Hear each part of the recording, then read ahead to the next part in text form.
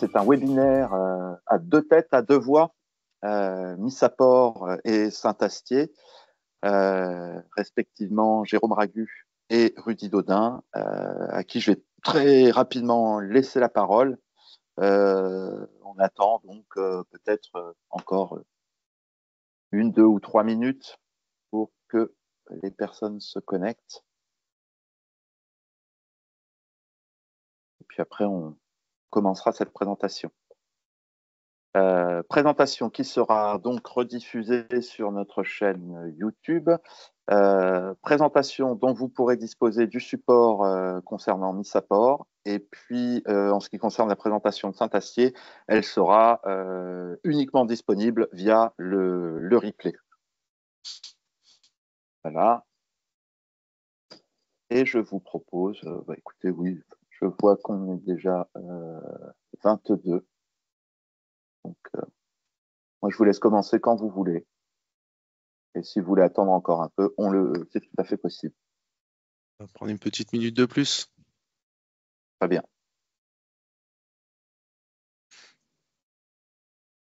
J'indique dans le chat.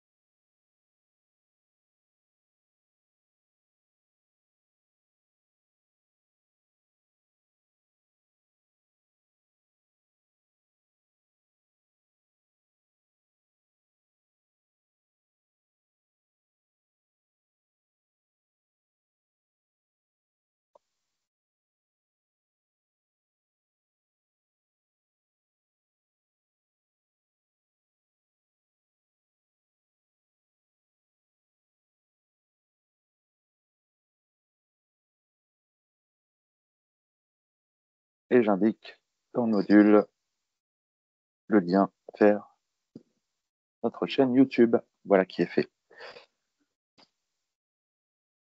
Vous êtes OK pour Ouais, démarrer? c'est bon, c'est parfait. Bon. Okay. Bonjour à tous. Allez-y. Bonjour à tous. Je vais laisser la main à Jérôme qui fera sa présentation sur le Missaport. Et puis, je vais couper donc, la caméra, le microphone pour que tout tourne correctement. Et moi, je reprendrai le relais ensuite pour la présentation des chaux de Saint-Astier ainsi que la présentation des bétons de chaux, bien sûr. Jérôme, à toi. Parfait. Bonjour tout le monde. Pour commencer, je vais me présenter. Donc, Jérôme Ragu, je suis conseiller technique commercial et référent technique sur les marchés francophones pour la société Missaport. Donc, aujourd'hui, je vais vous présenter le Missaport dans l'application d'isolation, principalement sur le sujet de la rénovation du bâti ancien. Au niveau du webinaire, au niveau de l'organisation, si vous avez des questions à poser, le mieux c'est de les poser directement sur le chat et on fera des petites pauses pendant la présentation pour répondre à vos questions.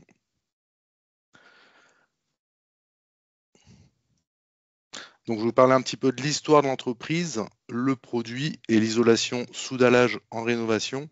Donc, nous sommes une entreprise suisse, on existe depuis 1982. C'est la date de création de l'entreprise où on a créé notre première usine à Surava, donc en Suisse allemande. En 2002, on a créé une seconde usine à Degmerselen, donc on est toujours en Suisse allemande, mais plus du côté ouest, qui nous a permis d'augmenter nos capacités de production à 240 000 m3 par an.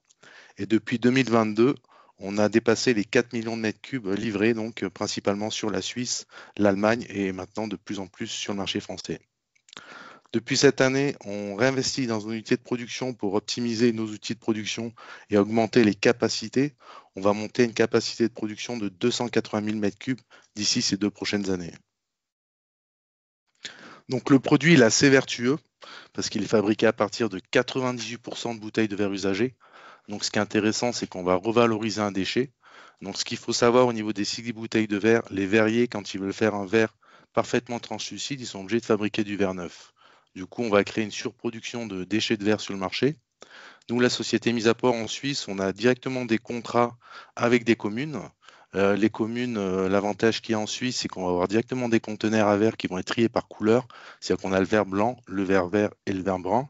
On va recycler essentiellement des bouteilles de verre brun et de verre vert. C'est-à-dire que c'est des bouteilles de verre qui elles-mêmes ont déjà été recyclées plusieurs fois. Donc on va transformer ça en granulat de verre cellulaire mis à port. On va l'utiliser en application d'isolation sous dallage ou sous radier, par exemple.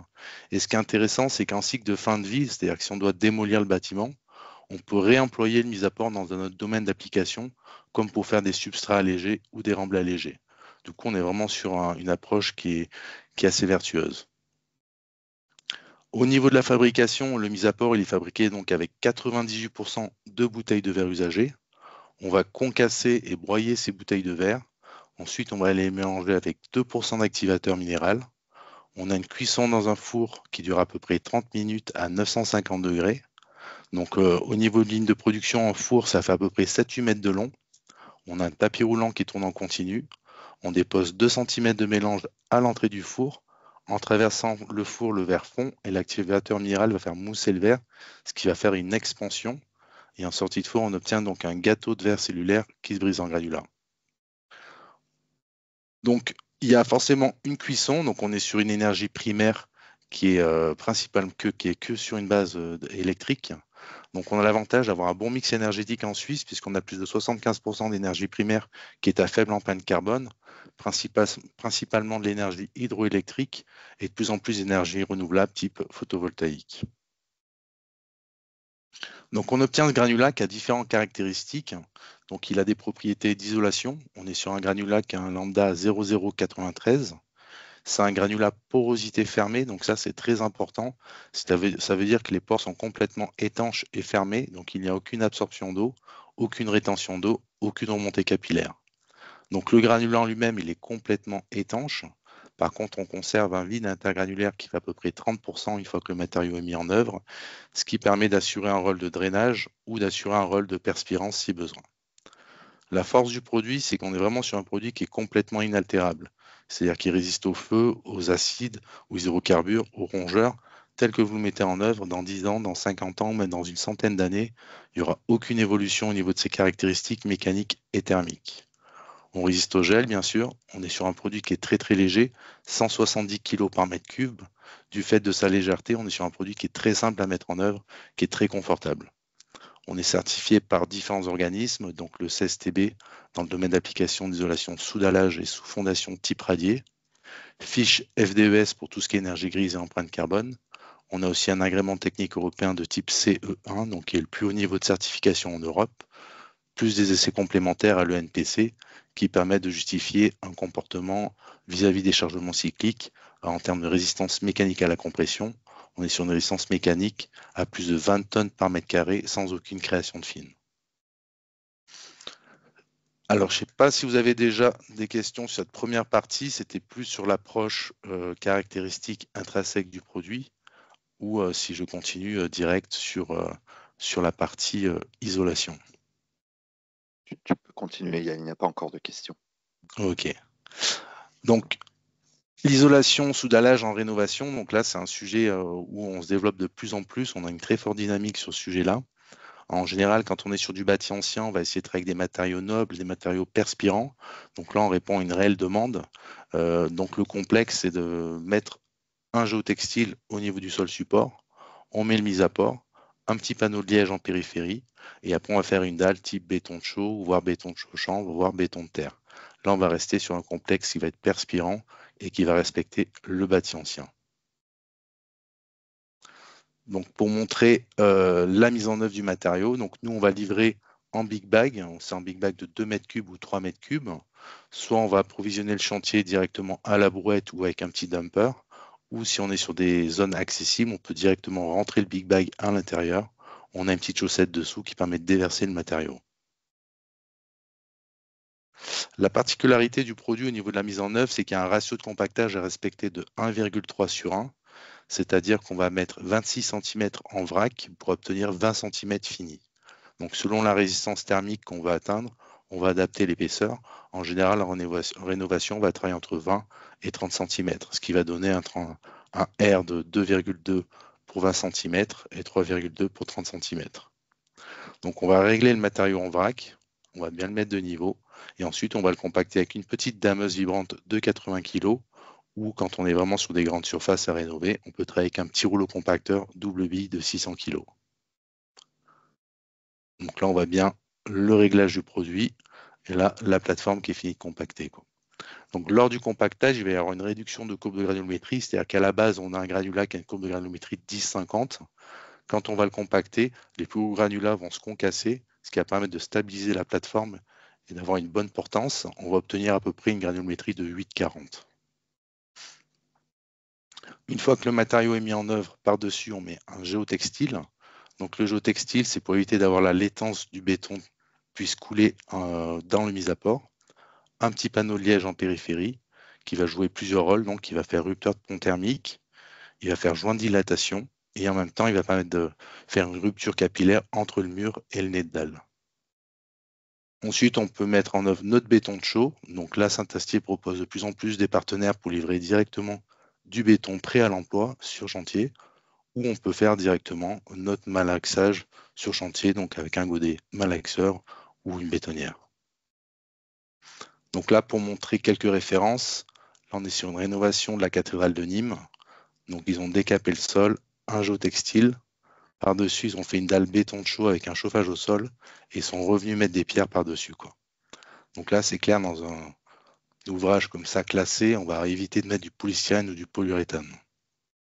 Pour montrer quelques références plus classiques, un vieux corps de ferme en Bretagne, donc on était sur de la terre battue, le mise à port, un géotextile, le petit panneau de liège et notre dalle béton de chaux. Voilà, pour moi, ce qui me concerne, c'est fini pour moi. Alors, je ne sais pas si c'est des petites questions ou pas. J'en ai une. Bonjour, pour le liège en périphérie, que recommandez-vous? Épaisseur, hauteur? Alors, épaisseur, faut qu'il y ait une logique en fait par rapport à la rénovation et par rapport au doublage intérieur qu'on va faire. Moi, je vais préconiser minimum 3-4 cm d'épaisseur. Après, si on est sur une isolation qui va être plus importante en doublage intérieur, si par exemple on fait un doublage avec une laine de bois qui fait 10-15 cm par exemple, l'idée c'est d'aller chercher une résistance thermique qui soit quasiment équivalente. Donc on va aller sur un liège qui peut aller jusqu'à 10 ou 12 cm. L'idée c'est vraiment de faire une continuité d'isolation entre le mise à port et l'isolation intérieure pour avoir limité en fait le pont thermique clinique, la valeur psi. Donc ça on va le dimensionner selon la rénovation globale. Après, la hauteur du liège, en fait, ça sera tout simplement la hauteur du complexe, dalle plus chape, par exemple, et plus revêtement. Donc, on va être sur un liège qui va faire à peu près 20 cm de hauteur, quoi. D'accord. Écoute, c'est la seule pour l'instant. Donc, si tu veux enchaîner sur ta deuxième partie. Hop, bah pour moi, c'est tout bon. Je laisse la main à Rudy. Je te laisse partager ton écran et reprendre la main. Oui. Donc, bonjour à tous. Je me présente avant. Donc, Rudy Dodin. Je m'occupe des chaux de Saint-Astier pour la région centre depuis maintenant 15 ans. Alors, je me suis. Tac, tac, tac. Alors, attendez. C'est pas le bon. Hop, je vais refaire. J'ai la fenêtre ici. Voilà. Donc, je vais présenter la société. Ensuite, on fera une petite pause s'il y a des questions. Et puis, ensuite, j'enchaînerai sur les bétons de chaux. Donc, Saint-Astier, on est une entreprise française, familiale et indépendante depuis plus d'un siècle. Labellisée entreprise du patrimoine vivant. Hop.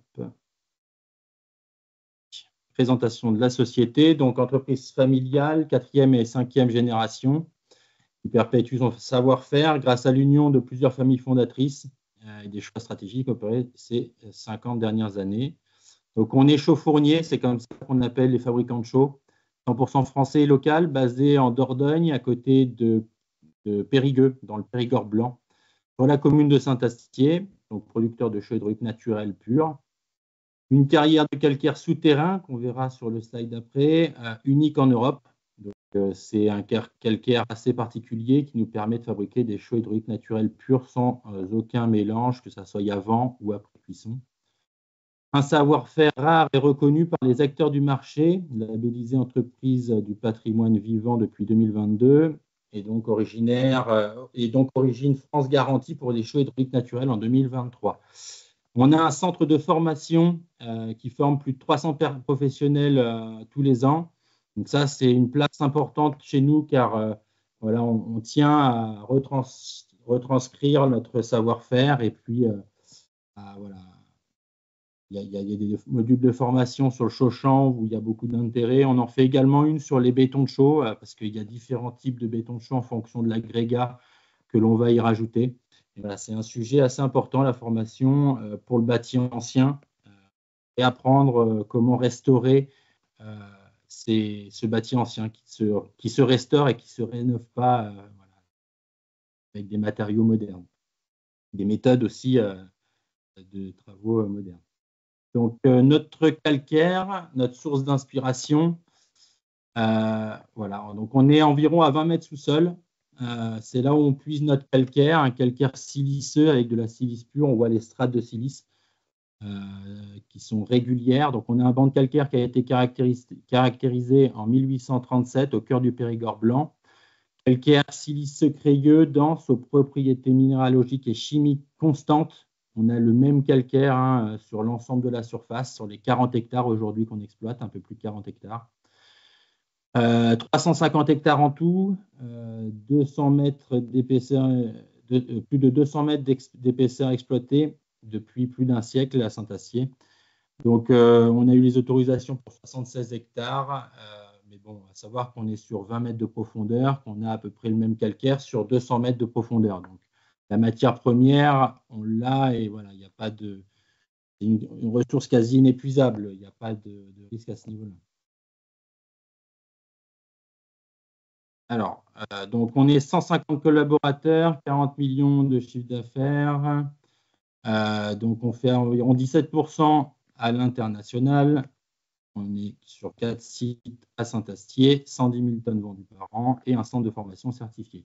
Notre cœur de notre métier, c'est la restauration du patrimoine. On travaille les trésors d'architecture ancienne, donc tout ce qui est église, château, mais pas seulement. Ça va aussi, nous, on est assez porté sur le bâti ancien en général. Voilà, sublimer les patrimoines d'ici d'ailleurs avec des choses d'exception et immortaliser l'histoire. Notre raison d'être, le geste et la chaux, capitaliser notre savoir-faire dans les métiers de tradition, la transmission des gestes, donc ça passe par la formation, et puis les connaissances et de la connaissance essentielle voilà, pour assurer la continuité de notre activité. Comment est fabriquée la chaux hydraulique naturelle de Saint-Astier, NHL 3.5 et NHL 5, 3.5 et 2. Donc, les étapes, on est en souterrain, abattage de la pierre calcaire par explosif. On vient forer le calcaire sur environ 3 mètres de profondeur. On y met de la dynamite et puis sur un tir explosif d'une fraction de seconde, on vient exploser environ 350 à 400 tonnes de cailloux par tir. Avec ces 350 à 400 tonnes de cailloux, on fabriquera environ 250 à 300 tonnes de chaux, de produits finis. Ensuite, on a le concassage et criblage de la pierre, ajout du combustible de la pierre, puis remontée en surface vers le four. Donc, en surface, on a la cuisson de la chaux vive. Donc, il y a un premier broyage qui est fait. Ensuite, hydratation de la chaux, extinction de la chaux vive, passage en silo de maturation qui garantit la qualité de notre produit. Donc, pendant 30 heures minimum. Et puis, sélection, de nouveau un broyage, et ensuite, c'est conditionné pour être commercialisé, soit en vrac, en big bag ou en sac. Quelle solution propose-t-on chez Saint-Astier? Donc, on a une gamme de produits complète pour la restauration du patrimoine avec nos chaux hydrauliques naturelles pures. On a de la chaux ergaine également. On a des mortiers techniques, des mortiers d'assainissement ou également des mortiers pour réparer la pierre. Des produits de rénovation avec des chaux formulés, des plâtres chauds, pour restaurer, enfin rénover le bâti plus ou moins ancien. On a du biosourcé avec le chaux-champ qui prend de plus en plus de place. Il y a un intérêt vraiment assez intéressant, enfin assez important pour le chaux-champ et pour l'isolation des bâtiments. application en sol, donc c'est ce que l'on va voir aujourd'hui avec les bétons de chaux. On a également sorti une gamme de prêt à l'emploi pour les bétons de chaux, chape, colle et joints. Ça n'existait pas sur le marché, on le verra tout à l'heure. Une gamme de déco pour les badigeons, les stucs, les enduits déco intérieurs. On a du neuf, des produits pour le neuf avec des monocouches à la chaux, des monocouches un peu haute facture, qui sont un peu différenciants des autres monocouches qu'on peut retrouver sur le marché. Des produits spécialités avec des produits, par exemple, de stabilisation de sol pour faire des pistes cyclables, chemins piétons, cours d'entrée. Donc, ça a l'avantage d'être drainant, naturel, de limiter la repousse des mauvaises herbes. Et puis, une nouveauté également qui sont les enduits isolants. On a une gamme d'enduits isolants qui s'appelle Novaskin, donc à base de billes de verre expansées recyclées. Bien sûr, tous ces produits sont disponibles sur notre site internet. Vous tapez Chaux-Saint-Astier, vous trouverez toutes les fiches techniques des produits. On peut faire une pause, je reprends, on peut faire une pause donc avant d'attaquer les bétons de chaux sur la présentation de la société. Écoute, pour l'instant, il y a deux questions, mais qui s'adressent plutôt à Jérôme et qu'on posera peut-être à la fin. Voilà, pour l'instant, c'est très clair. Je pense qu'on veut découvrir un peu la gamme de produits. Je te laisse poursuivre. On continue. Ça marche. Donc, les bétons de chaux en sol. Qu'est-ce qu'un béton de chaux en sol? Donc, c'est composé de chaux hydraulique naturelle, de granulats, sable et gravier pour un béton de chaux classique, d'eau. Pour faire un béton de chaux, on utilise préférentiellement la chaux hydraulique naturelle NHL5, la chaux tradissant, parce que c'est la chaux naturelle qui a le plus de résistance mécanique, la mieux adaptée pour ce type d'usage.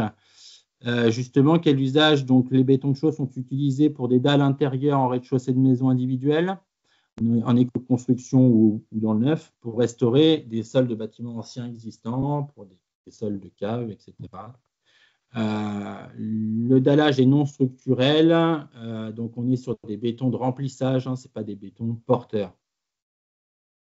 Il faut savoir aussi qu'on n'a rien inventé, c'est-à-dire que les bétons de chaux existent depuis très longtemps, depuis plus des milliers d'années. Aujourd'hui, on m'a déjà posé la question pourquoi béton de chaux, parce qu'aujourd'hui, tellement que le ciment a pris de l'ampleur, quand on parle béton, on pense ciment. C'est une erreur en fait, parce que le béton de ciment est arrivé après le béton de chaux. Et le béton de chaux, lui, existe depuis bien longtemps. Et ça s'est un peu perdu avec l'arrivée du ciment. Alors, ça, c'est un slide qui est assez important parce que ça montre en fait les dégâts que peut causer les matériaux non respirants, imperméables donc. Sur le bâti ancien, on a la gestion de l'eau qui est très importante, chose qu'on ne va pas avoir sur le neuf. Donc, c'est pour ça qu'on n'utilise pas les mêmes matériaux. Le comportement du bâti ancien, là, on est sur un sol. Donc, quand les maisons sont prêtes, les maisons avant 19e, quand elles ne sont pas encore restaurées, on enlève la vieille tomette, on s'aperçoit qu'on a un ancien dallage à la chaux et puis un lit de sable. Donc, ils n'avaient peut-être pas d'isolation à l'époque, mais ils avaient de l'inertie. Ils étaient sur des matériaux poreux. Et quand ils chauffaient souvent avec leur cheminée chez eux, eh bien, quand on touche de la tomette posée sur un dallage à la chaux, c'est jamais froid comme un grès cérame posé sur une dalle béton-ciment. Et puis surtout, ils avaient de l'inertie, mais ils avaient aussi une régulation hygrométrique qui se faisait par le sol. Et donc, l'humidité du sol était régulée. Si on pose un polyane et qu'on coule une dalle béton-ciment, on coupe les échanges hygrométriques qui se faisaient par le sol, l'humidité va se concentrer sous le polyane et va chercher à sortir là où elle peut, la plupart du temps en périphérie dans les murs. Donc, ce qui s'est passé durant ces dernières décennies, c'est qu'on venait donc poser ce polyane au sol, ici. De là, on poussait l'humidité en pied de mur. Souvent, l'extérieur était toujours à la chaux. Donc, on avait un afflux d'humidité en pied de mur qui se produisait. Avec le cycle de gel-dégel, la chaux se délitait en pied de mur. Donc le maçon revenait, après avoir fait la dalle de béton, 1 ou 2 ans après, il revenait. Il faisait un beau soubassement, c'était la mode, et puis c'était costaud, et on voyait par là la résistance du produit. Donc on faisait un soubassement taloché ciment en soubassement sur les 80 premiers centimètres. En principe, on faisait d'abord le soubassement pour un point de vue économique. Et puis, ce qui se passait du coup, c'est que l'humidité étant piégée en pied de mur, elle remontait au-dessus. Et donc, encore une fois, 2-3 ans après, avec les cycles de gel-dégel, la chaux se délitait, le maçon revenait, il finissait par enduire entièrement la maison en ciment et puis de faire un petit tyrolien par-dessus pour le côté esthétique. De là, on avait des décollements de papier peint, des taches de moisissure et puis un inconfort intérieur parce qu'on avait des pièces très humides. Ensuite, il n'est pas rare, quand on enlève le placo et la laine de verre qui étaient utilisés à l'époque, de voir que derrière cette isolation, on a un enduit ciment également à l'intérieur. Et donc, ce qui se passait, c'est que quand l'humidité était bloquée donc à l'intérieur et à l'extérieur du mur, l'humidité, elle migre. Elle cherche à sortir souvent là où elle peut, et souvent, c'est à la rase du mur, là où il n'y a pas de ciment. Le problème, c'est qu'à la rase du mur, souvent, on a les bois de charpente qui reposent. Et il n'est pas rare de voir des maisons qui s'effondrent ou même des bois de charpente complètement pourris à changer. Donc voilà. Alors, tout ça s'accentue encore plus quand on a le béton qui vient coller à l'extérieur, le béton ou le goudron qui vient coller à l'extérieur au long des murs en pierre. On a l'effet mèche qui se produit, on a un afflux d'humidité qui se crée dans le mur. Et voilà, tout ça pour dire qu'un petit désordre, ça commence souvent par la dalle béton-ciment qu'on fait à l'intérieur, ça crée derrière d'autres problèmes d'humidité qui peuvent être bien plus graves. Et donc, il est fortement conseillé dans un premier temps, quand on a des problèmes d'humidité et qu'on ne peut pas forcément casser la dalle béton qui avait été faite à l'intérieur, c'est déjà au moins de regarder comment l'extérieur est fait. Si on a le béton qui colle au long du mur, c'est de couper le béton au long de ce mur et puis de creuser, soit d'y passer un drain si possible. Sinon, rien que de mettre du gros caillou et du plus fin sur le dessus, ça va créer une zone de décompression et ça va limiter un petit peu les remontées d'humidité qu'on pourra avoir en pied de mur. La gestion de l'eau dans la paroi, donc ça c'est un peu comprendre le bâti ancien, comment il fonctionne. Laisser la vapeur d'eau circuler, éviter la formation de points de rosée. En fait, à éviter lors d'une rénovation, on le sait, on le répète, mais il y a encore trop de malfaçons qui sont faites dans le bâti ancien. Enduit extérieur, ciment ou hydrofugé à éviter. Imperméabilisation des pieds de mur, ça on est en train de le voir, donc ça soit à l'intérieur ou à l'extérieur du bâtiment. Utilisation de film polyane par vapeur et puis d'isolation pétro-sourcée dans le bâti ancien, laine de verre, ça ne fait pas forcément bon ménage. Et puis, c'est des isolations qui ne sont pas compatibles parce qu'on a toujours des problèmes d'humidité, ça va se tasser, c'est pas périn dans le temps. Il y a d'autres isolations biosourcées qui fonctionnent très bien. Là, on s'aperçoit que lorsqu'on a le fonctionnement hygrométrique d'un mur non isolé, donc l'humidité circule très bien, et dès qu'on commence à mettre des isolants, des isolants traditionnels, des isolés conventionnellement, on s'aperçoit que l'eau s'accumule dans le mur, et pas que en hiver. Aujourd'hui, vu les pluies qu'on a, c'est pas que en hiver que l'eau s'accumule dans le mur. Quels sont les avantages? Donc, le béton de chaux est perméable à la vapeur d'eau, il favorise les échanges hygrométriques et l'évacuation de l'humidité. En ne bloquant pas l'humidité, la dalle en béton de chaux permet de limiter les risques de remontée capillaire d'eau dans les murs. Solution idéale pour les chais et bâtiments de conservation. Donc, tout ce qui est cave, chais viticole, c'est primordial de faire des bétons de chaux et non des bétons de ciment. Ça va réguler l'humidité de ces chais et par exemple, le vin se conserve beaucoup mieux quand on a des dallages à la chaux que quand on a des dallages ciment. Le béton de chaux donc augmente le confort intérieur, régule naturellement l'hygrométrie des pièces. en fait, il va faire tampon, il va répartir l'humidité sur l'ensemble de la dalle au lieu que tout soit bloqué en dessous et remonte dans les murs.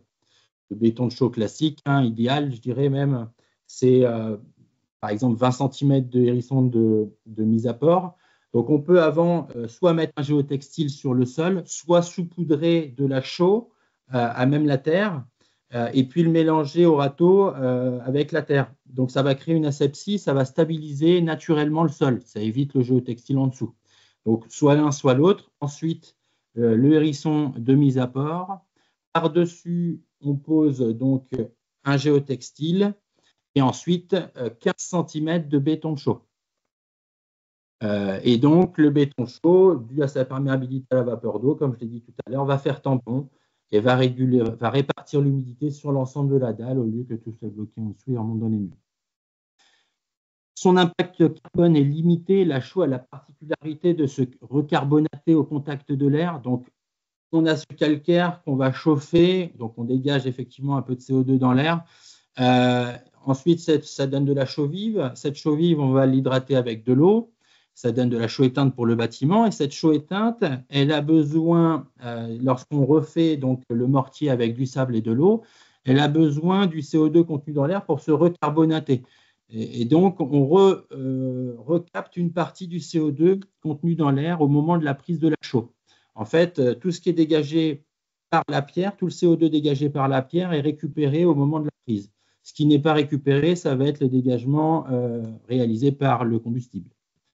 Mais en tout cas, on a un impact carbone limité. On a créé récemment, qui sont disponibles à la demande, des FDES sur les bétons de chaux, soit en application manuelle bétonnière, soit en application centrale à béton avec des toupies. Et puis, on est sur un béton de chaux qui est quand même agréable et facile à mettre en œuvre. Système de sol complet de A à Z, donc à Saint-Assier, ça fait très longtemps qu'on travaille sur le sujet. On a toujours fait des bétons de chaux et aujourd'hui, on a une fiche technique par agrégat parce qu'on a le béton de chaux classique sable-gravier, mais on peut aussi y mettre du schiste expansé, de la pouzzolane, de la bille d'argile, du liège. On peut également faire avec de la chamotte, de la brique pilée pour faire ce qu'on appelle le béton romain. Et donc, on a une fiche technique par produit. Chaque agrégat va apporter différentes caractéristiques au béton de chaux. Le schiste va apporter un peu plus de résistance mécanique. La pouzzolane va drainer encore plus le sol. Les bétons de chaux pouzzolaniques, alors je vais en parler un petit peu parce qu'on a de la pouzzolane reconstituée à Saint-Astier en 0,15 qui permet de mettre que de la chaux et de la pouzzolane sans sable. Donc, on fait un vrai béton pouzzolanique. Ce béton pouzzolanique va créer en fait des cavités dans le béton. Ça fait un béton caverneux. Et on va avoir l'effet pompe encore plus que sur un béton de chaux classique. Donc, c'est vraiment idéal quand on est en milieu humide. Lorsqu'on a des problèmes d'humidité, le béton pouzzolanique, c'est celui qui va drainer le plus le sol. La bille d'argile qui apporte un complément d'isolation thermique, de la légèreté également, et puis qui est minéral. Et donc, après, on a le liège aussi, qui apporte une isolation qui peut être en granulé directement mélangé avec la chaux. Et on apporte une résistance thermique. En plus, le liège est imputrescible. Donc, il n'y a pas de risque de pourrissement au sol, avec les remontées d'humidité qu'on pourrait avoir. Donc, chaque fiche technique est disponible sur notre site Internet. On a également une gamme complète maintenant de prêt à l'emploi qui s'appelle Colao. Donc, ça, c'est sorti depuis le début de l'année. C'est nouveau, ça n'existait pas sur le marché. Donc, c'est un béton de chaux tout prêt. Idéal quand on est sur des endroits inaccessibles où on n'a pas grande surface à faire, une petite cave, on ne veut pas s'embêter. Voilà, on prend les sacs tout prêts, on a juste à rajouter de l'eau et puis de couler son béton. Une chape toute prête avec du sable 0,4. Et puis surtout, donc une colle à la chaux et des joints à la chaux. Donc la colle à la chaux, le gros intérêt, c'est que ça reste perméable à la vapeur d'eau, contrairement aux autres colles qui renferment l'humidité, qui ne sont pas compatibles avec les bétons de chaux. La Colao colle est la seule colle compatible avec les bétons de chaux si on veut garder une perspirance au niveau du béton de chaux. Jusque-là, on n'était qu'en pose scellée, c'est-à-dire à l'avancée sur chape fraîche avec une barbotine ou un poudrage. Là, maintenant, avec cette solution-là, ça nous permet d'être en pose collée. Donc, plus accessible, par exemple pour le particulier, ou même voilà, sur des gros chantiers, c'est quand même plus confortable de pouvoir intervenir en pose collée sur déjà réalisé sèche. Les données techniques, on a fait des essais terrain avec différents agrégats. Ça, c'est ce que je vous parlais tout à l'heure. Par exemple, le comportement hygrométrique qui va réguler l'humidité du sol, la résistance thermique, la résistance à la compression, la densité du produit. Quelques références chantier. Donc là, on est sur l'abbaye de la Chaise-Dieu à Lyon, sur un béton de chaux classique avec du silico-calcaire. On a léché viticole du Bordelais, le château Ausone, donc réalisation des bétons de chaux dans les chais du château. Encore un chai réalisé à Bordeaux, enfin proche de Bordeaux. Là, on est sur une maison de particulier en Dordogne, sur un béton pouzzolanique. Béton de chaux Liège fait sur l'Indre-et-Loire, dans une maison de particulier. Donc tout ça, c'est application manuelle ou en toupie. Aujourd'hui, on a des centrales à béton, on va le voir tout à l'heure, qui peuvent répondre sur toute la France. Il ne faut pas hésiter à appeler mes collègues. Vous allez sur le site Saint-Astier, vous tapez, vous allez voir, vous avez la carte de France, vous tapez votre département sur la carte de France et vous aurez le responsable technique qui pourra vous aiguiller sur nos partenaires bétonniers qui peuvent vous faire des toupies à la chaux. Ça a été un grand sujet de développement chez nous parce que la première interrogation quand on visite les entreprises, c'était la pénibilité. On ne veut plus faire le béton de chaux à la main, surtout pour des grandes surfaces, et ça peut se comprendre. Donc, on a su répondre à ça en développant les bétons de chaux en toupie. Et aujourd'hui, on a quasiment une toupie qui peut répondre à peu près sur toute la France, sachant que le béton de chaux en toupie se transporte très bien. Contrairement au ciment, on a fait des livraisons jusqu'à 2 heures de route quand c'était nécessaire, et la chaux ne prend pas dans la toupie. Donc là, on est sur aussi un béton de chaux Liège dans le 37, région centre.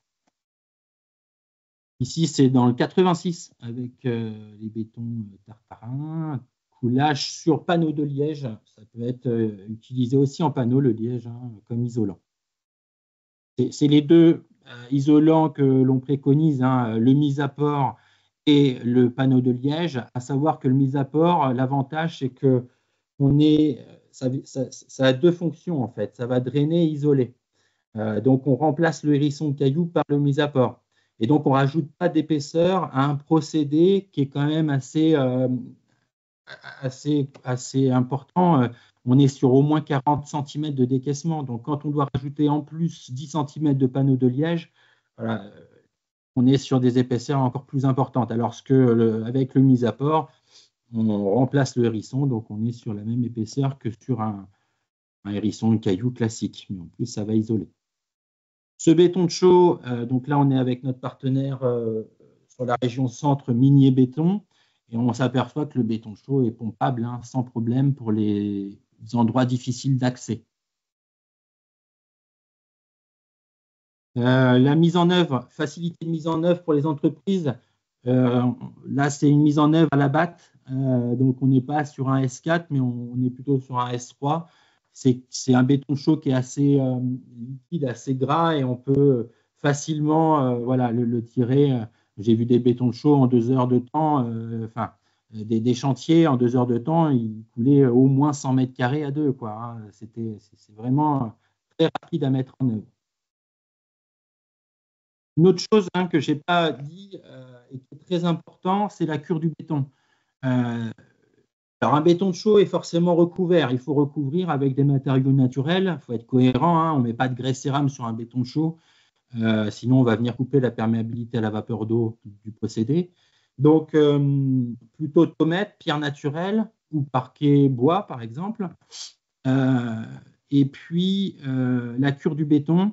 Si on veut éviter que le béton fasse trop de retrait, il faut tous les jours arroser la dalle une fois par jour pendant une semaine, ou si ce n'est pas possible, y mettre un polyane Et donc, ce polyane, on l'enlèvera une semaine après. Ça va éviter l'évaporation de l'eau trop rapide et la microfissure.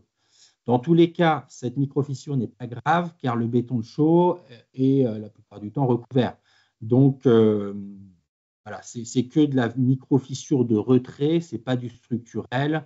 Il n'y a pas de risque à avoir, hein. Et honnêtement, sur des bétons de remplissage comme ça, j'ai jamais été appelé pour un litige sur un béton de chaux. Il n'y a pas de problème, quoi. Il n'y a pas de litige. Allez, j'ai dû être appelé peut-être 2 fois parce que le béton, la cure du béton a été mal faite, il y avait un peu de fissure et puis le particulier s'inquiétait. C'était un peu plus pour le rassurer, mais il n'y a pas de risque. Et puis également, ce qui pourrait vous aider, c'est qu'on a des DTMO, documents techniques de mise en œuvre, qui sont disponibles sur notre site internet. Et donc, ça reprend vraiment toutes les étapes de mise en œuvre. De plus, moi et mes collègues, on visite des entreprises tous les jours. Et donc, on peut vous mettre en lien avec des entreprises qui savent mettre en œuvre du béton de chaux. Et on peut également se déplacer sur les chantiers pour établir des préconisations écrites par chantier. Donc ça, j'en ai parlé, tous les renseignements techniques sur notre site internet. Et voilà, je vous remercie pour votre écoute et maintenant, place aux questions-réponses. Alors, il y a effectivement quelques questions. Je vais prendre en premier celles qui te sont destinées et puis on reviendra ensuite celles destinées plutôt à Jérôme concernant mise à port. J'ai plus le... Je vais reprendre, voilà. Ouais, OK. C'est bon? Oui, c'est bon. OK, ça marche. Alors, la première question qui t'est posée, combien de temps faut-il laisser sécher un mur après piquetage avant de le recouvrir à la chaux? Le conseiller... Oui, vas-y. En fait, tout dépend de l'état du mur, mais quand un mur a été enfermé d'humidité en ciment pendant 30 ou 40 ans, il ne va pas s'assécher comme ça. Donc, on ne pioche pas un enduit ciment pour le réenduire tout de suite. En principe, plus longtemps on attend, plus le mur va s'autoréguler en humidité et donc mieux c'est. Après, effectivement, les entreprises ont aussi le temps et le délai qui comptent, mais plus on attend, mieux c'est.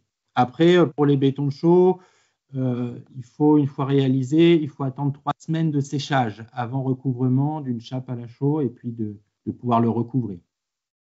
D'accord. J'espère avoir répondu à la question, mais il n'y a pas de délai en fait entre le piochage et le réenduit à la chaux. Plus on attend, mieux c'est.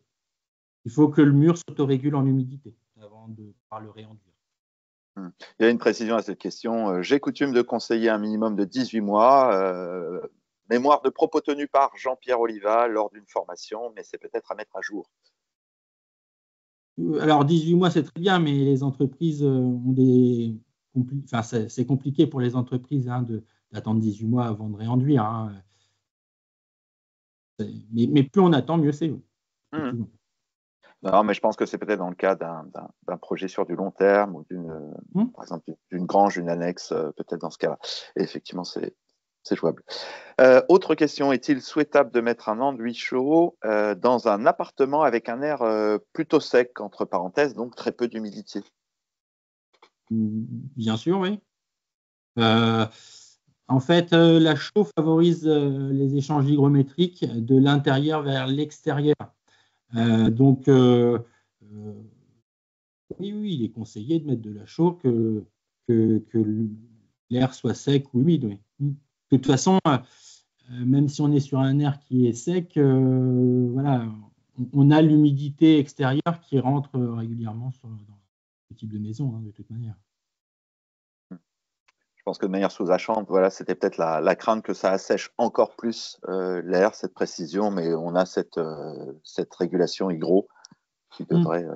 faut ouvrir les fenêtres, il faut aérer, en principe, les maisons. Et donc, quand on aère, on a justement l'humidité qui rentre. Ok, ça marche. Merci. Autre question, un particulier qui cherche un maçon peut appeler Saint-Astier pour être mis en relation avec un pro compétent? Bien sûr. bien sûr. Ça, c'est régulier, mais bon, on m'appelle régulièrement pour avoir des maçons qui savent voilà, mettre en œuvre la chaux, qui savent faire du chaud-chanvre. Nous, on a toutes les entreprises qui ont été formées construire en chanvre. Donc, ça, c'est. Voilà. On connaît également les entreprises qui ont la machine à projeter le chanvre, pour en revenir au chanvre. Hein. Donc, voilà. Bien sûr, on peut nous appeler, on est là pour ça. Très bien. La chaux n'étant pas compatible avec les armatures métalliques, peut-on parler des alternatives qui existent?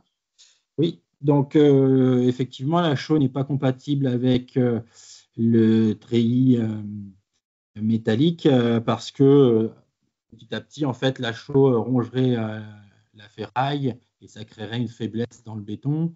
Donc, si on veut, on peut fibrer le béton de chaux avec de la fibre en polypropylène, par exemple. Ce n'est pas obligatoire, mais c'est possible. D'accord. Encore une fois, hein, on est sur des bétons de remplissage, on n'est pas sur des bétons soudés. Ok, très bien, merci. Quel est l'ordre de grandeur de coût d'une dalle de chaux comparativement à une dalle béton classique?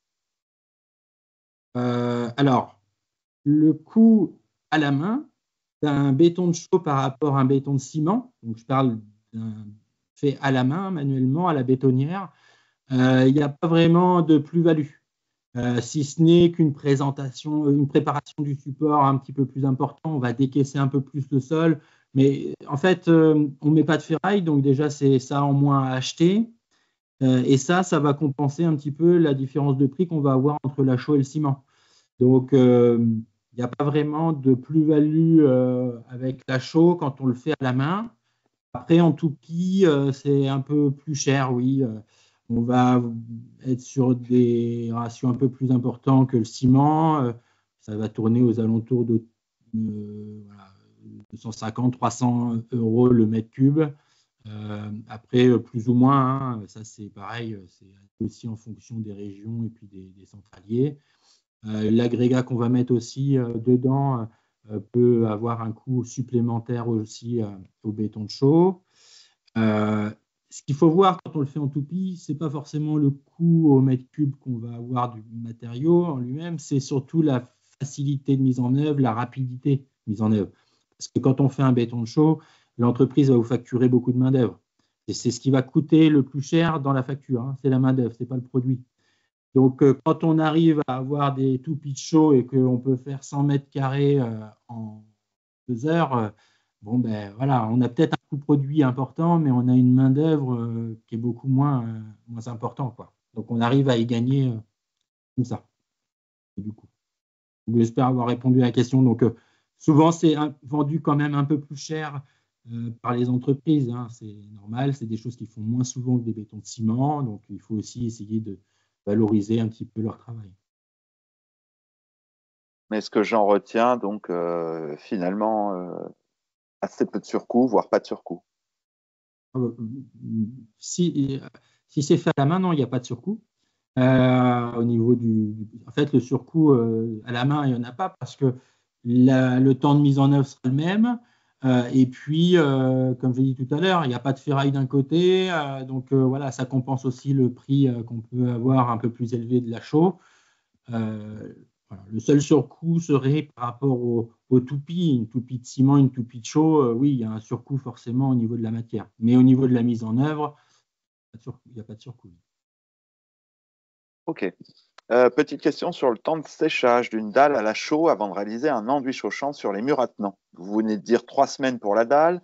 Faut-il Oui. donc attendre 3 semaines avant de passer au mur ou peut-on faire le tout dans la foulée? Alors, c'est 3 semaines de séchage pour la dalle béton avant recouvrement. Et ensuite, on peut enchaîner avec le chaud-chanvre. Le chaud-chanvre, il a besoin ou un enduit chaud, hein, classique. Hein. Je ne sais plus la question, c'était sur le chaud-chanvre ou sur un enduit chaud classique? Dalle à la chaux et enduit chaud-chanvre. Et enduit chaud-chanvre. Donc oui, Sur les le murs. chaud-chanvre, on peut le faire directement après la dalle à la chaux, ça ne pose pas de problème. Ce qu'il y a, c'est que le chanvre prend 3 à 4 fois son volume en eau. Donc, il va demander un temps de séchage un peu plus important. Quand on est en correction thermique, c'est 60 à 90 jours de séchage. Et donc, il va falloir aérer, ventiler les pièces. Voilà. Ils mettent même des déshumidificateurs si besoin. Très bien. Donc, on peut réaliser les deux dans la foulée avec un temps de séchage qui sera plus rapide pour la dalle. L'idée, c'est de gagner du temps, hein, on est bien d'accord. Ouais. Ça, c'est possible. OK. Peut-on réaliser une chape à la chaux sur isolant et dalle béton support? Alors, j'ai pas Sur- très bien. je la repose, pardon. Oui. Peut-on réaliser une chape à la chaux, donc une chape à la chaux sur isolant, et dont la dalle support serait béton? Ah non. Enfin, tout est possible. Ouais, j'ai compris en fait. Avoir un béton de ciment et puis refaire une chape à la chaux par-dessus. Présume, si la question veut être posée, enfin reformulée, il n'y a pas de problème, on la reprendra. En fait, si c'est ça, oui, c'est possible.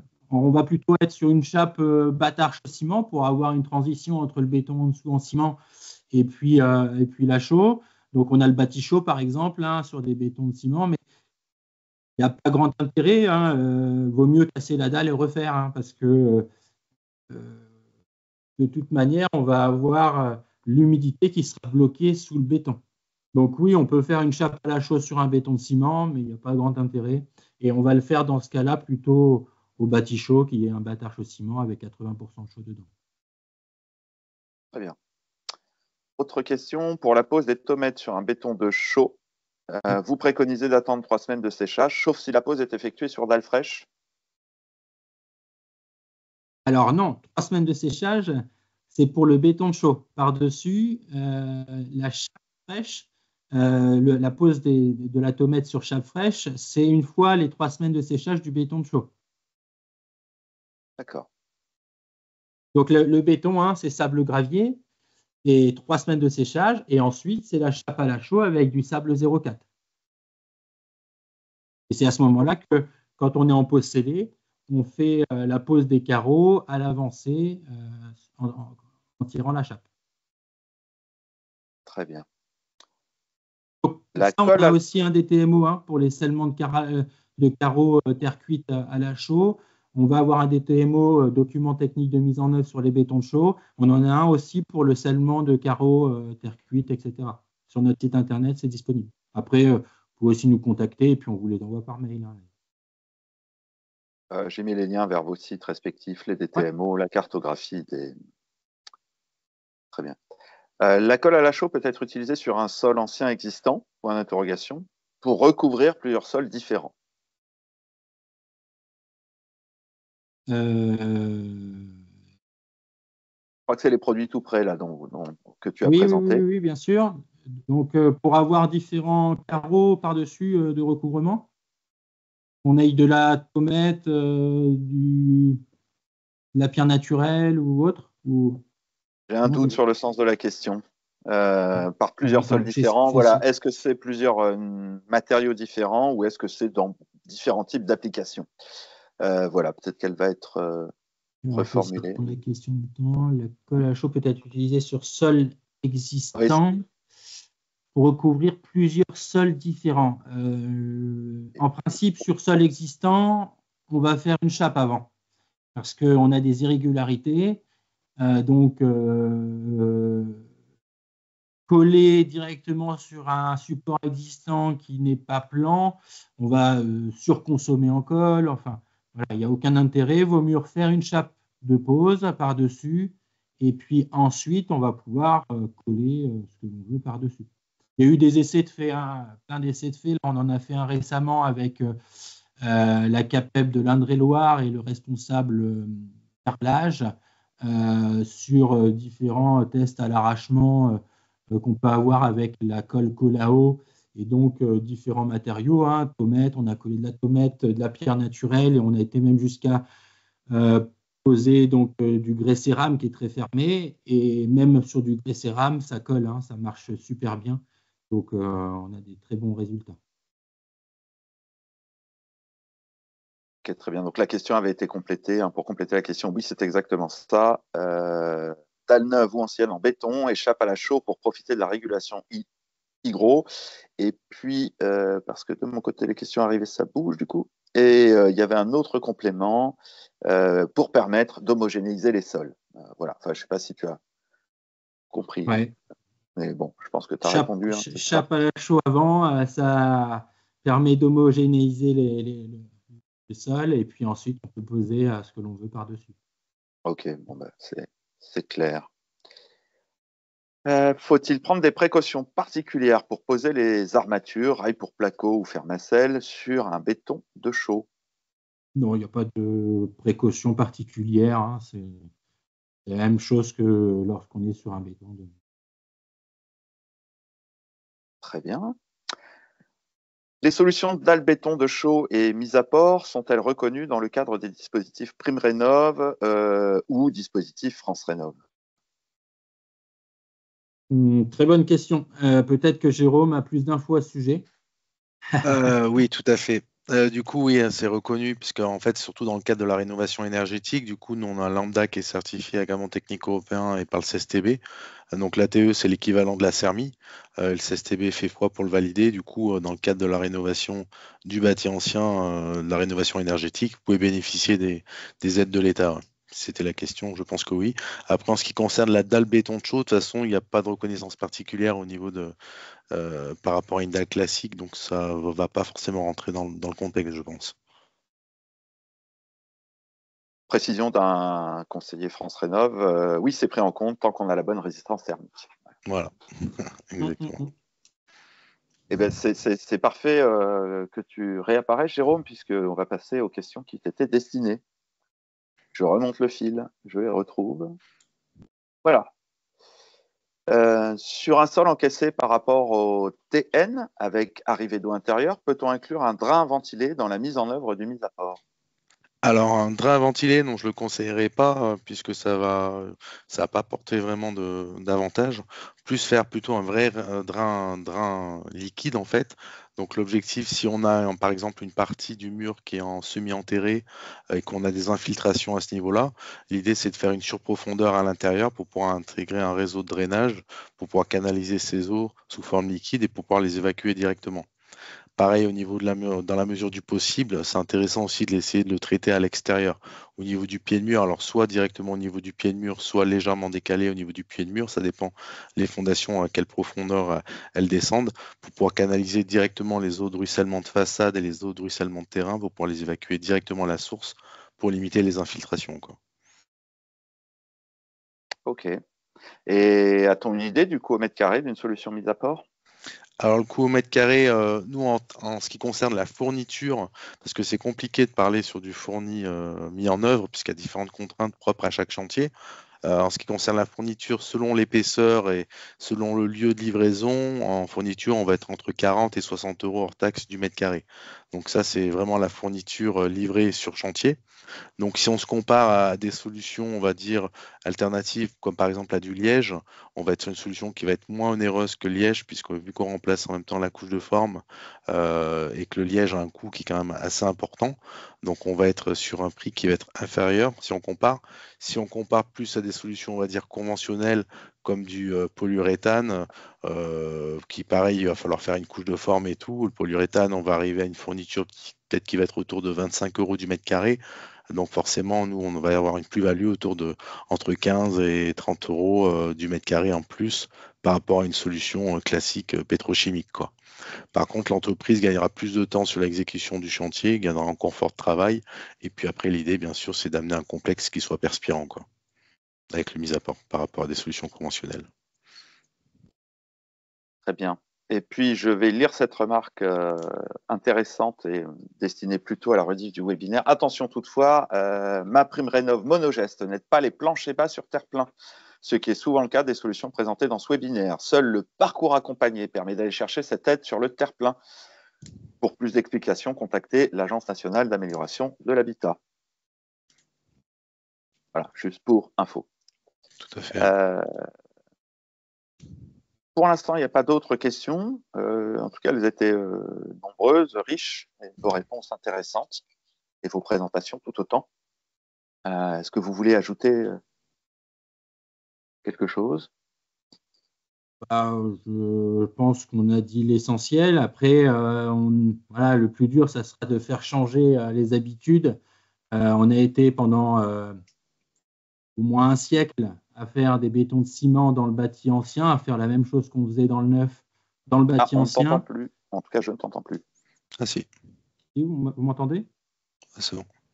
Ouais. Donc, voilà, C'est on revenu. était. Pendant un siècle, on a fait donc, voilà, ce qu'il ne fallait pas dans le bâti ancien, un copier-coller neuf bâti ancien en mettant des solutions étanches. Donc, voilà, je pense qu'il est temps de réagir et puis de restaurer le bâti ancien correctement avec des matériaux naturels. Et puis voilà, surtout, en fait, chaque produit étanche mis dans le bâti ancien va créer un afflux d'humidité de l'autre côté. L'humidité, il faut qu'elle circule, faut qu'elle puisse ressortir. Et donc, il est important d'utiliser des matériaux naturels pour eux qui puissent gérer cette humidité qu'on a dans le bâti ancien parce que voilà, le problème qu'on peut avoir et qu'on rencontre 90%, c'est les problèmes d'humidité dans le bâti ancien. Donc, si on arrive à gérer cette humidité correctement, et ça commence par les bétons de chaux, eh bien, on arrive à avoir des solutions qui sont pérennes dans le temps. Oui, effectivement, le bâti ancien n'est ancien que si on ne fait pas s'effondrer au bout de Oui. en quelques Une, décennies de modernisme. une restauration bien réalisée, on ne l'a fait qu'une fois en fait. Et puis, on laisse un patrimoine à nos enfants, nos arrière-petits-enfants. Enfin, quand je vois par exemple les bétons de chaux ou même le béton de chanvre, la durée de vie, ça se compte en siècles. Donc, on ne va pas le refaire dans 10 ans ou dans 20 ans. Il n'y a aucun tassement dans le temps. Voilà, il y a vraiment beaucoup d'avantages. Ça pourrait être un autre sujet de conversation, le chaud-chanvre, ça l'est souvent avec vous en Virobat mais voilà, il y a trop d'isolants malades. En fait, chaque produit a son usage et le but étant de mettre le bon produit au bon endroit. Et les produits qu'on va mettre sur du bâti neuf ne sont pas les mêmes que les produits que l'on utilisera pour la rénovation, pour le bâti ancien. Et on nous signale guidance wheel et les fiches du CREBA, évidemment. Pour reprendre la main, je pourrais rajouter que du coup, entre Misaport et Saint-Astier, on a commencé un partenariat pour mettre en avant la solution du complexe de sol. Donc vous avez une fiche solution qui est disponible, qui est éditée par Saint-Astier et par Misaport, qui reprend un petit peu toutes les caractéristiques qu'on vous a présentées au niveau du sol support, en ce qui concerne la dalle béton de chaux, le Misaport avec les coupes techniques, les valeurs de résistance thermique, tout ce qui est guide aussi pour concevoir le complexe de Misaport en ce qui concerne la mise en œuvre, plus la dalle béton de chaux. Donc ça, c'est une petite fiche solution qui est vraiment très très intéressante. Donc s'il y a des architectes, par exemple, qui veulent préconiser le complexe, ils peuvent récupérer cette fiche pour pouvoir récupérer des éléments ou directement la transmettre même à un maçon pour dire, voilà, faut suivre ces directives-là, quoi. Ouais. Et Jérôme, justement, par rapport à la distribution du mise à port, je sais que ça se démocratise et qu'il y a plus en plus de points de revente du produit, mais aujourd'hui, voilà, comment ça fonctionne au niveau de la distribution? Je sais qu'en région centre, par exemple, on a un bon partenaire qui s'appelle A2ME qui commercialise le produit, mais voilà, souvent la question est posée comment m'approvisionner du produit, quoi. Donc là, c'est vrai, au niveau historique, on s'est développé principalement avec des distributeurs spécialisés dans les écomatériaux. Et là, on commence de plus en plus à se développer maintenant chez des distributeurs, on va dire, plus conventionnels, où l'idée, c'est vraiment de rendre le matériau disponible assez facilement auprès de pas mal d'entreprises locales. On sent qu'il y a une réelle dynamique, une réelle demande sur le produit. Du coup, on va renforcer notre réseau de distribution pour pouvoir mieux répondre à cette demande. Donc là, on s'est fortement rapproché du groupe Point P où on commence à avoir pas mal de stocks dans différentes agences qui vont permettre de pouvoir répondre justement à ce marché, quoi. D'accord. Euh, Est-ce que vous avez le lien vers la fiche commune Saint-Astier mise à port? Parce que je la cherche, mais si vous avez le lien, ce sera plus rapide. J'ai réussi à trouver rapidement vos autres sources. Mais si vous l'avez et que Je vous l'ai pouvez pas. l'indiquer dans le chat, ah, peut-être qu'elle a été trouvée. Oui, c'est bon. Notre conseiller France Rénov a été extrêmement efficace. Autre petite parenthèse, pour ceux qui sont proches de la région parisienne, on est sur le Salon du patrimoine, du coup, le 24, 25, 26, 27, donc qui est dédié vraiment à la rénovation du bâti ancien, tout ce qui est monument classé. Du coup, Saint-Astier a un gros stand sur ce salon-là et nous laisse un petit peu de place pour Misaport, justement, pour aussi présenter le Misaport et tout le complexe de sol pour pouvoir répondre à vos demandes, quoi. 24, 26, 27 de quel mois? Là, On cette est fin semaine-là. d'octobre. Ok, d'accord. Cette semaine-là. C'est pour ça, Dans c'est 2 jours. dans 2 jours. Donc ça peut être l'occasion de se rencontrer physiquement et de pouvoir présenter nos produits, quoi. Il y aura des démonstrations faites sur le stand de Saint-Astier, donc sur des bétons de chaux, mais surtout aussi sur le chaux-chanvre, sur voilà, les stucs, etc. Normalement, il y a plusieurs modules de démonstration qui seront faites quotidiennement durant tout le salon. Très bien. Et c'est un salon qui est assez joli quand même, assez beau. C'est vraiment un salon intéressant à faire, avec tous les métiers C'est très d'art. qualitatif. Ouais, c'est bon. Pour les questions concernant les supports, donc le support de mise à port vous sera transmis par mail. En ce qui concerne celui de Saint-Astier, c'est un document pro qui sera uniquement dispo donc via le replay sur YouTube. Voilà. Et quelqu'un n'a pas entendu où se trouvait le salon? Au Louvre, c'est le salon du patrimoine. Dans le carrousel du Louvre, Le donc. carrousel du Louvre, tout à fait. Carrousel du Louvre, oui. Okay. Et pour ceux qui veulent, je crois qu'il faut contacter Saint-Astier et on peut avoir des entrées gratuites pour le salon. Okay, donc Salon international du patrimoine culturel, il s'agit bien de ça? Exactement, oui. Je mets le lien dans la description, enfin dans le chat. Voilà qui est fait. Parfait. Ben, merci Mathias pour l'organisation, en tout cas. Merci à vous Merci beaucoup. de vos présentations. Et puis merci à tous les participants venus nombreux vous écouter. Je pense qu'il y a vraiment de l'intérêt voilà, pour ces solutions, on va dire, plus respectueuses du bâti ancien. Et puis de la France, c'est vrai qu'on a quand même un patrimoine plutôt remarquable. Donc c'est peut-être aussi une des raisons pour lesquelles on est aussi visité. Donc voilà, au-delà de la préservation du bâti ancien, ça nous fait aussi de jolis paysages architecturaux. Et puis voilà, beaucoup de remerciements à vous dans le chat.